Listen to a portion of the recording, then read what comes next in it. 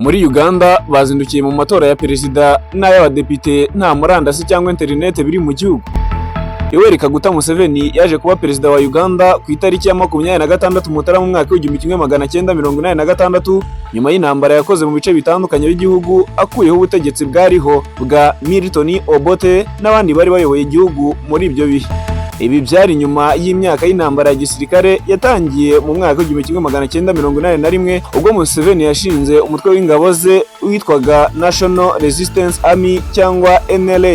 Museveni yegukanye ubutegetsi mu matora ya perezida yo mu 1996. Ayo yari yo matora ya mbere yemewe nyuma y'uko aje ku butegetsi mu masezerano mashya y'igihugu cya Uganda. Yakomeje gutsinda manda nyinshi harimo manda yo mu mwaka w'2001, 2006, 2021, 2016 ndetse na n'ubu akaba yarongeye kwiyamamariza manda ye yo muri uyu mwaka w'2026 ariyo bari gutorera muri iki gitondo. Ibintu byahindutse mu mategeko kugira ngo abashe gukomeza kwiyamamariza indi manda kugira ngo abashe kugira indi myaka n'imyaniko ayobora iki gihugu cya Uganda. Amatora yatangiranye n'abo bahanganye batandukanye ariko Museveni yatsindaga buri gihe ku majwi menshi ndetse ari hejuru cyane. Hari n'ibirego by'uko muri aya matora habaga uburiganya ariko ibyo ntibyigeze bihindura umusaruro wayavagamo. N'ubundi byarangiraga Yoweri Kaguta Museveni ayoboye iki gihugu. Kizza Besigye wari inshuti magara ya Museveni yahise ahinduka umwanzi washakaga kumwangiriza ubutegetsi kuva muri uwo mwaka w'2001 kugeza mu mwaka w'2016. Atangira kuzamura agatotsi mu matora aho yabaga yiyemeje guhangana nawe kugira ngo amukure kuri uyu mwanya wa perezida w'igihugu.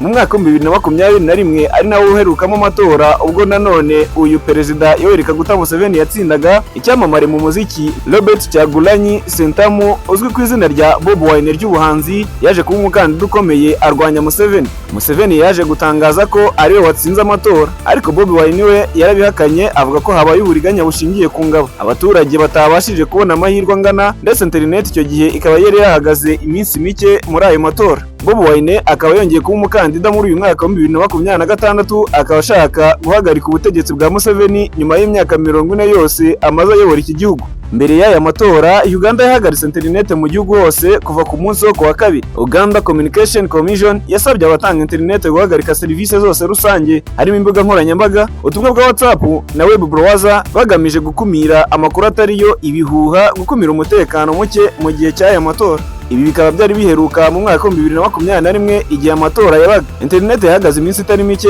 bigira ingaruka ku itangazamakuru, abavugizi b'amatora n'abaturage. Abatanga uburenganzira bwa muntu bavuze ko gukora internet bigabanya ubushobozi bwo gutangaza amakuru y'amatora, kugenzura neza uko ari gukorwa, bityo bikaba byabangamira demokarasi. Perezida Yoweri Kaguta Museveni wari umaze imyaka irenga 40 ku butegetsi yongeye kwiyamamariza indi manda ariko akaba afite abahanganye barimo Bobi Wine n'abandi bari mu mashaka atandukanye, bose hamwe bakaba ari abantu 8.